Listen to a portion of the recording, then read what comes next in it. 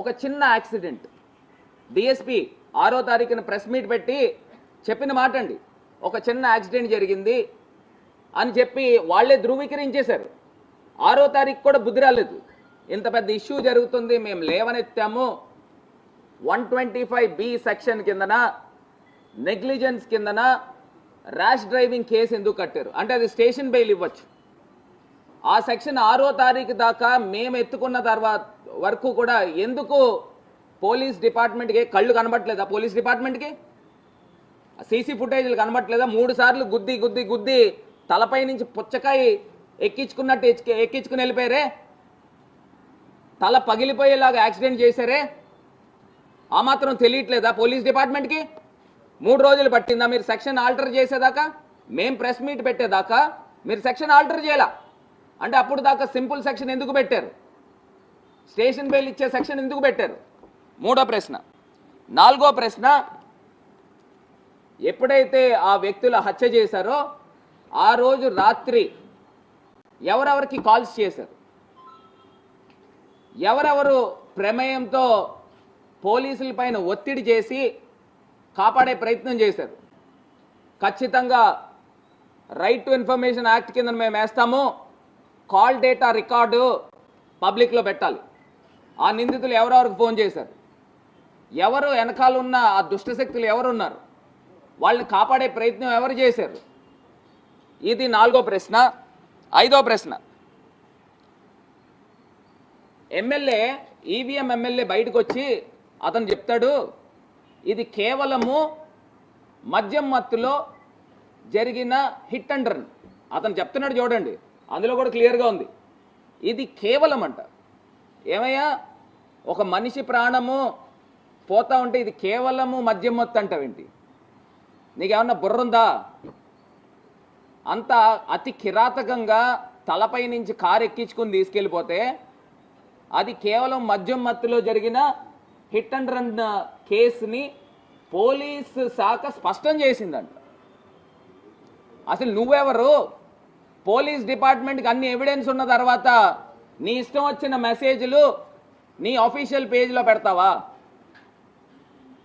అసలు నువ్వెవరు? వాళ్ళ తమ్ముడు కూడా మాట్లాడాడు, డాక్టర్ ప్రియాంక తమ్ముడు కూడా మాట్లాడాడు, అది కూడా చూపిస్తాను. దాని తర్వాత నా 6వ ప్రశ్న, రాజమండ్రిలో చిన్న ఘటన. మొన్న ఓపెన్ ఎయిర్ థియేటర్ది ఆ స్క్రీన్ మునిగిపోయిందని చెప్పి రాజమండ్రిలో సోషల్ మీడియా పేజీలు కోడై కూసినాయి. ఇంత పెద్ద ఘటన జరిగి 2 తెలుగు రాష్ట్రాలని కుదిపేసే ఘటన జరిగితే రాజమండ్రి సోషల్ మీడియా ఇన్ఫ్లుయెన్సర్ పేజీలు ఎందుకు మోగబోయినాయి? ఎవరు ఒత్తిడి చేశారు? పోస్టులు చేయొద్దు అని చెప్పేసి ఎవరు వాళ్ళని వారించారు? దీనిపైన సమగ్రమైన ఎంక్వైరీ జరగాలి. ఇది ఖచ్చితంగా ముమ్మాటికి అధికార పార్టీ యొక్క ఒత్తిడితోనే ఇది ఆపడం జరిగిందనేది నాకు సమాచారం. 7వ ప్రశ్న, నేను సిఐతో మాట్లాడినప్పుడు, సిఐ బాజీలాల్తో మాట్లాడినప్పుడు ఆయన చెప్తున్నాడు, ఏమండి నిందితులు విక్టిమ్ ఏమో మెడికల్ కాలేజ్ స్టూడెంట్ అండి, నిందితులు పాపము ఇంజనీరింగ్ కాలేజ్ స్టూడెంట్స్ అండి. ఆయన చెప్పిన మాట ఇదే మాట. గైట్ ఇంజనీరింగ్ కాలేజ్ స్టూడెంట్స్ అని చెప్పాల్సిన అవసరమే ఉంది. ఇప్పుడు వాళ్ళు ఏమైనా చదువుతున్నారా గైట్ ఇంజనీరింగ్ కాలేజ్లో? గైట్ ఇంజనీరింగ్ కాలేజ్లో ప్రస్తుతం ఏమన్నా చదువుతున్నారా? వాళ్ళు పాస్ అవుట్ అయ్యి బయటికి వెళ్ళిపోయారు కదా.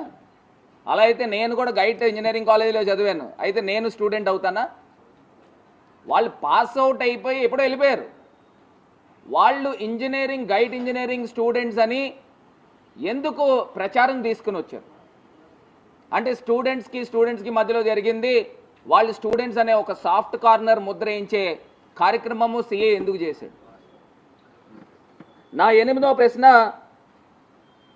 ఈ నిందితులు హత్య చేసిన తర్వాత ఎక్కడికి వెళ్ళారు? పోలీస్ డిపార్ట్మెంట్ రాజమండ్రి నడిబొడ్డులో ప్రసాద్ ఆదిత్య మాల్ ఉందండి, ఆ మాల్కి నుంచి వాళ్ళు బయలుదేరి హుటాహుటిన వెళ్ళిపోయారు. రాజమండ్రిలో ఉన్న సీసీ కెమెరాలు బేస్ చేసుకోండి, ఎక్కడికి వెళ్ళారు నిందితులు? వాళ్ళు రాజమండ్రిలో సీసీ కెమెరాలు ఉన్నాయా? నేను ఎస్పీ గారిని అడుగుతా ఉన్నా. రాజమండ్రిలో ప్రసాద్ ఆదిత్య మాల్ ఆనాల వెంకటప్ప రోడ్ నుంచి వచ్చిన తర్వాత నాకు తెలిసి హ్యాపీ స్ట్రీట్ అయినా హ్యాపీ స్ట్రీట్ మీదుగా జైన్ రోడ్కి వెళ్ళారు. ఆ ప్రాంతం దగ్గర నుంచి మోరంపూడి వైపుకి వెళ్ళారా, లేకపోతే కోటిపల్లి బస్ స్టాండ్ వైపు వెళ్ళారా, లేకపోతే తిలక్ రోడ్డు వైపు వెళ్ళారా, ఎటువైపు వెళ్ళారు? వాళ్ళు ఎక్కడ షెల్టర్ ఉన్నారు? ఖచ్చితంగా ఆ రోజు నైటే పోలీస్ డిపార్ట్మెంట్ వాళ్ళని పికప్ చేశారు. కానీ 6వ తారీఖున వాళ్ళని అరెస్ట్ చేశారని చెప్పేసి రికార్డ్స్లో చూపిస్తున్నారు.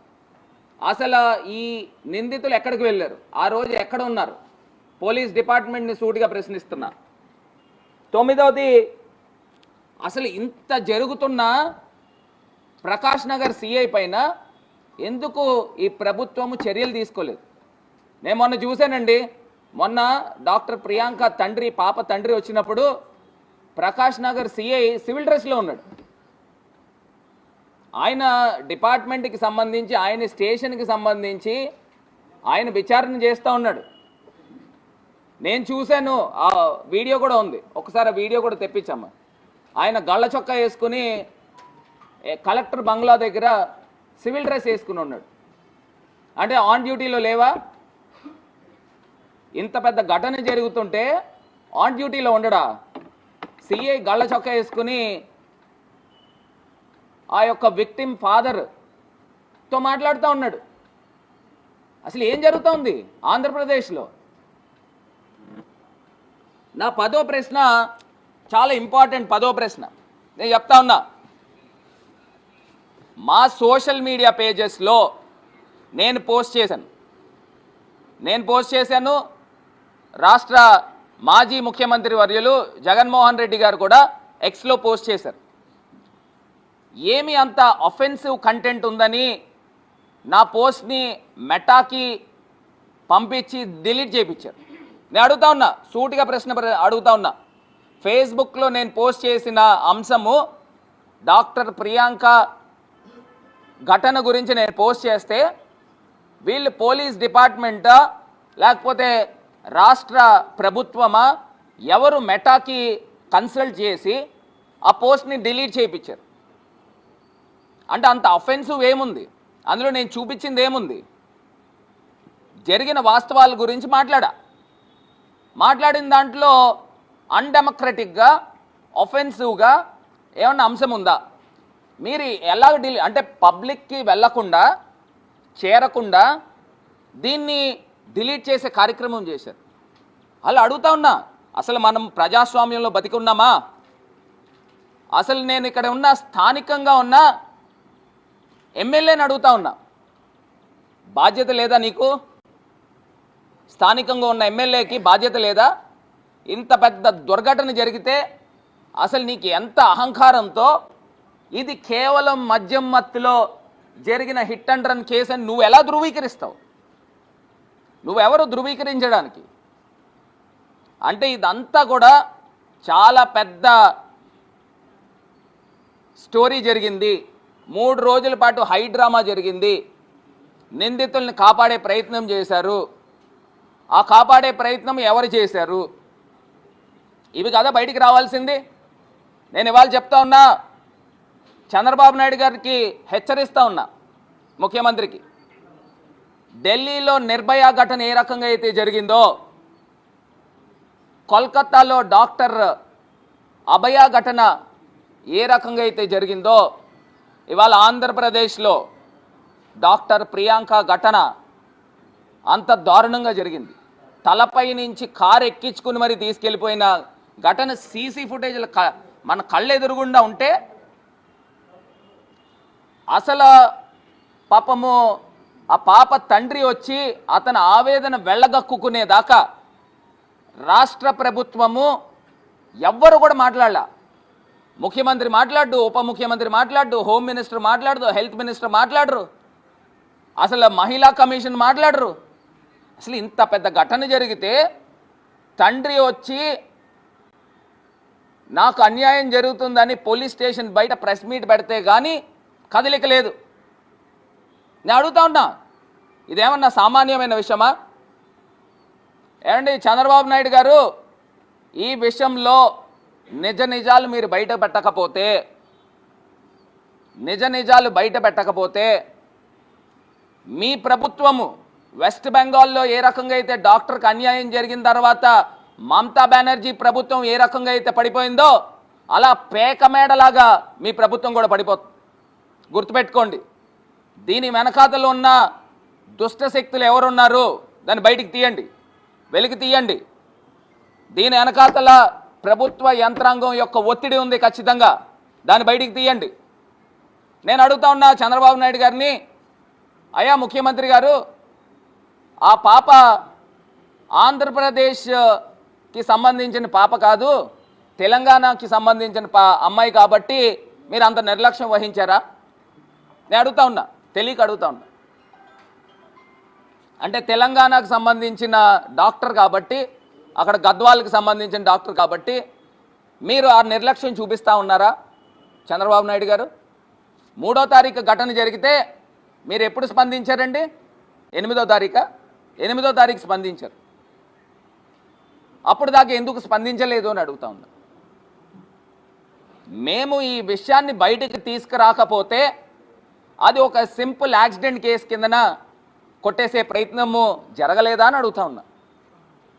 నేను ఇవాళ అడుగుతా ఉన్నా, మా ఆంధ్రప్రదేశ్ ముఖ్యమంత్రి ఈ రకమైన వివక్ష చూపించాడు.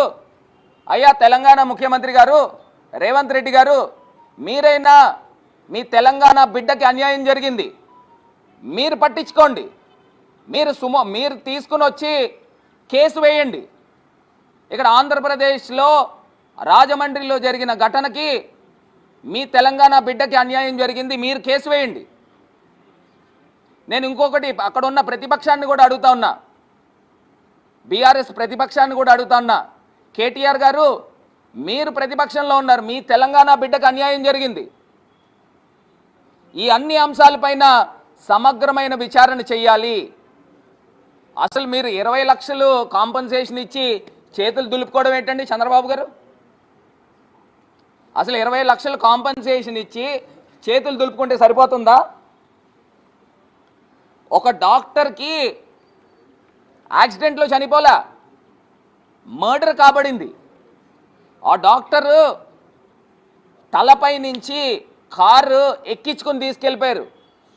3 సార్లు గుద్ది వెంటనే స్పీడ్గా తలపై నుంచి ఎక్కించుకుని వెళ్ళిపోతే అది హిట్ అండ్ రన్ కేసు ఎట్లా అవుతుందండి? అసలు ఎమ్మెల్యే అంటాడు ఇది కేవలం అంట.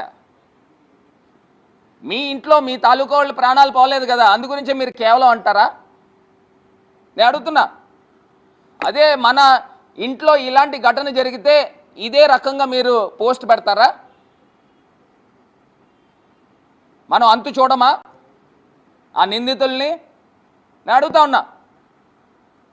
ఇవాళ నేను ఒక్కసారి ఈ పోస్టులు కూడా ఒక్కసారి చూపిస్తాను చూడండి.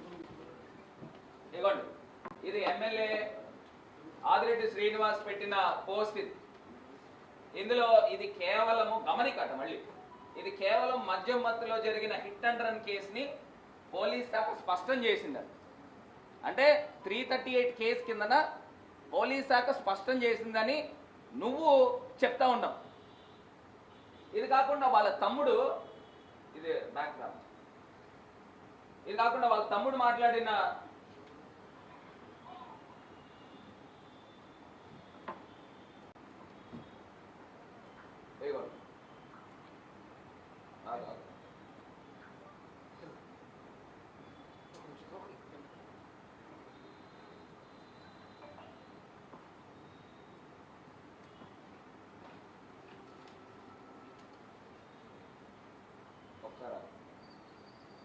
ఇదిగోండి, ఏం పంపిస్తున్నావమ్మా?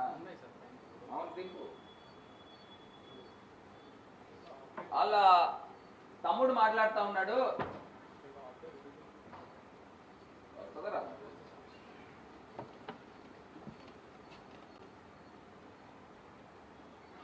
సరే నేను ఫోన్లో చూపిస్తాను.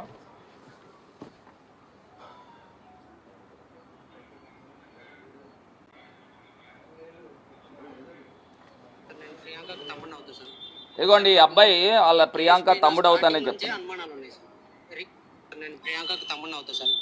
సార్ మాకు ఈ కేసు పైన స్టార్టింగ్ నుంచే అనుమానాలు ఉన్నాయి సార్. రీజన్ ఏమంటే సార్, 3వ తారీఖు ఇన్సిడెంట్ జరుగుతుంది సార్ నైట్. 4వ తారీఖు మాకు కంప్లైంట్ వచ్చింది అని చెప్పేసి మార్నింగ్ 1 o'clockకి కంప్లైంట్ రిజిస్టర్ అయినట్టు ఎఫ్ఐఆర్ కాపీలో ఇచ్చారు. తర్వాత మార్నింగ్ 5వ తారీఖు లోకల్ ఎమ్మెల్యే స్టేట్మెంట్ ఇస్తాడు. మేము పోలీస్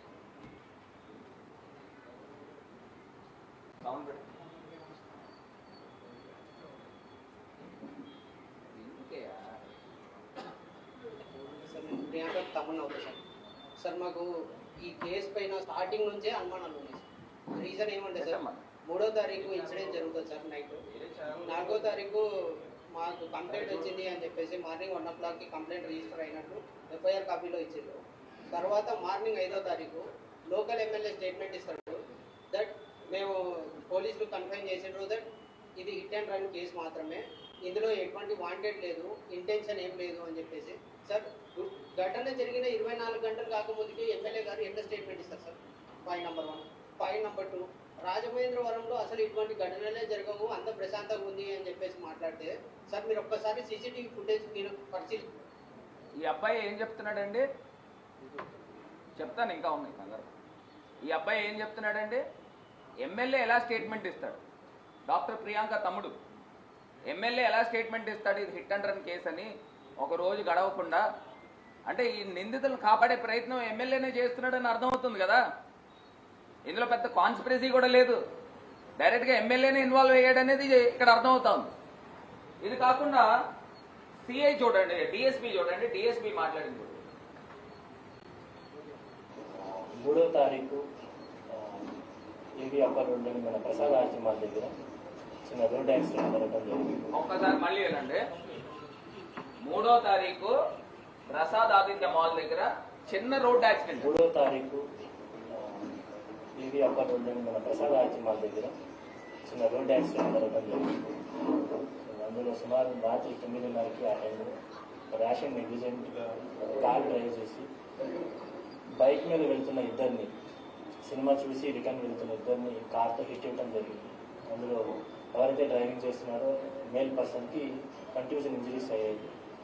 ఫీమేల్ ఎవరైతే వెనక ఉన్నారో వాళ్ళకి కొద్దిగా సివియర్ ఇంజరీస్ అవ్వడం, ఇమీడియట్గా హాస్పిటల్కి జాయిన్ చేయడం. ఈయన డిఎస్పీ అండి, ఆ లిమిట్స్కు ఉన్న డిఎస్పీ. ఒక చిన్న యాక్సిడెంట్ జరిగింది ప్రసాద్ ఆదిత్య మాల్ దగ్గర అని వీళ్ళే నెరేటివ్ డ్రైవ్ చేశారు. ఇది ఈయన ప్రెస్ మీట్ పెట్టింది 6వ తారీఖు అనుకుంటా. 6వ తారీఖు 3 రోజులు అయిన తర్వాత కూడా ఏమంటే డిఎస్పీ గారు మీకు కనబడట్లేదండి? ఆ కేసు యొక్క సివియారిటీ ఏంటనేది మీకు కనబడట్లేదండి డిఎస్పీ గారు? చిన్న యాక్సిడెంట్ అంట. వీళ్ళు ఆల్రెడీ ఎమ్మెల్యే దగ్గర నుంచి, డిఎస్పీ దగ్గర నుంచి, సిఐ దగ్గర నుంచి ఆఖరికి ముఖ్యమంత్రి దాకా వీళ్ళందరూ కూడా నెరేటివ్ డ్రైవ్ చేశారు ఇది ఒక చిన్న యాక్సిడెంట్ అనేది. ఇది ఒక మిస్లీనియస్ కేసు కిందన కొట్టిపాడేసే కార్యక్రమం. ఇంత దారుణమైన ఘటన ఆంధ్రప్రదేశ్లో రాజమహేంద్రవరంలో రాజమండ్రి నడిబొడ్డులో ప్రసాద్ ఆదిత్య మాల్ దగ్గర జరిగితే సీసీ ఫుటేజ్లు కళ్ళెదరుగుండా కనబడతా ఉంటే డిఎస్పీ అంటారు చిన్న యాక్సిడెంట్ అంట. ఏమండి ఇది ఏమన్నా సమంజసంగా ఉందండి?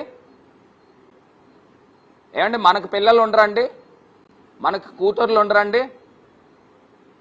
మన ఇంట్లోనే ఇలాంటి ఘటన జరిగితే మీరు ఇలా మాట్లాడతారండి? ఎవరైనా మాట్లాడతారండి చిన్న యాక్సిడెంట్ అని?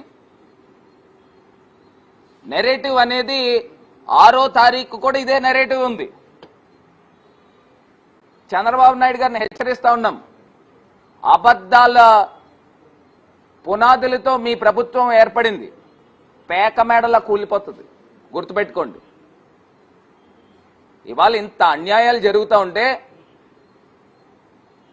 ఈయన డిఎస్పీ అంటాడు చిన్న యాక్సిడెంట్ అంటాడు, ఎమ్మెల్యే అంటాడు ఇది హిట్ అండ్ రన్, కేవలం హిట్ అండ్ రన్ మద్యం మత్తులో అంటాడు. అసలు ఎక్కడికి వెళ్ళిపోతా ఉన్నాం మనం? సమాజంలో ఉన్నామా? సిఏ అంటాడు పాపం ఆయన వాళ్ళు గైడ్ కాలేజ్ స్టూడెంట్స్ అంటాడు. అసలు 3 రోజులు కాన్స్పిరసీ ఏం జరిగింది? బేరం తెగలేదా 3 రోజులును? 3 రోజులు ఎక్కడ పెట్టారు? ఈ నిందితులు ఎక్కడున్నారు? ఇది కదా తేలాల్సింది. దీనిపైన ఖచ్చితంగా సిబిఐ ఎంక్వైరీ చేస్తే నిజ నిజాలు ఏంటనేది బయటకు వస్తాయి. దీని వెనకాతలు ఎవరున్నారు అనేది బయటకు వస్తే మీ ప్రభుత్వ పెద్దలే కనుక దీని వెనకాల ఉంటే ఆంధ్రప్రదేశ్ కూటమి ప్రభుత్వం పేకమేడలా కూలిపోద్ది. ఇది గుర్తుపెట్టుకోండి చంద్రబాబు గారు. మీరు ఇప్పుడైనా స్పందించి నిజ నిజాలు ఏంటనేది ఎంక్వైరీ కాల్ఫర్ చేయండి. ఇదేమి సామాన్యమైన ఇష్యూ కాదు. దీన్నేమి మేము అంత ఈజీగా మేమే వదిలే రకం కాదు. ఖచ్చితంగా హైకోర్టుని ఆశ్రయిస్తాము, హైకోర్టులో కేసు ఇస్తాము. అవసరమైతే మా నాయకుడిని సంప్రదించి మేమంతా కూడా ఖచ్చితంగా అవసరమైతే దీన్ని నెక్స్ట్ లెవెల్కి తీసుకెళ్తాం. డీజీపీ గారి దగ్గరికి వెళ్తాం. ఈ జరిగిన అంశాలు గవర్నర్ దగ్గరికి వెళ్తాం. ఏంటంటే ఇది ఏమన్నా సామాన్యమైన అంశమా? ఇష్టం వచ్చినట్టు ఎవడు పడితే ఆడు నోటుకొచ్చిన మాటలు మాట్లాడుతున్నారు. హెచ్చరిస్తా ఉన్నాము. ఇప్పటికైనా మీరు సిఐని ఇమీడియట్ గా సస్పెండ్ చేయండి. అసలు సిఐని కూడా అక్యూజ్డ్ కింద పెట్టండి. అసలు సిఐకి ఎవరు ఒత్తిళ్లు తీసుకొచ్చారు, ఎవరు మాట్లాడారు, అతన్ని కూడా ఎంక్వైరీ చేయండి, అతన్ని కూడా ఇంట్రాగేట్ చేయండి. అసలు సిఐ అసలు సివిల్ డ్రెస్ ఎలా ఉంటాడండి? ఉందా? ఎక్కడ? ఇది ఆన్ డ్యూటీలో ఉన్నాడండి సిఐ.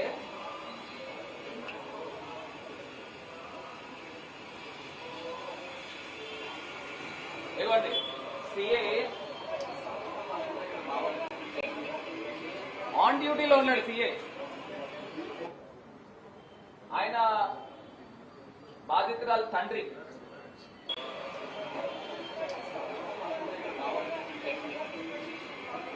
ఆయన చెప్తున్నాడు మామూలే అని చెప్పేసి క్లియర్ గా చెప్తా ఉన్నాడు. అసలు నిజంగా ఎంత అన్యాయం చూడండి. అసలు ఇంకొక అంశం కూడా ఎమ్మెల్యే కూడా మాట్లాడిన మాటలు కూడా ఉన్నాయి. ఇప్పటికైనా రాష్ట్ర ప్రభుత్వం మేల్కొని దీనిపైన హై లెవెల్ కమిటీ వేయండి. మహిళా కమిషన్ ఇమీడియట్ గా రండి బయటికి. హై లెవెల్ కమిటీ వేసి ఇమీడియట్ గా సిఐని సస్పెండ్ చేసి ఎంక్వైరీ చేయండి. అసలు 3 రోజుల పాటు హై డ్రామా ఏం జరిగింది, అసలు నెరేటివ్ ని, ఇంత సింపుల్ నెరేటివ్ ని ఎలా డ్రైవ్ చేశారు, దీనిపైన సమగ్రమైన విచారణ జరపాల్సిందిగా వైఎస్ఆర్ కాంగ్రెస్ పార్టీ తరఫున డిమాండ్ చేస్తా ఉన్నాం.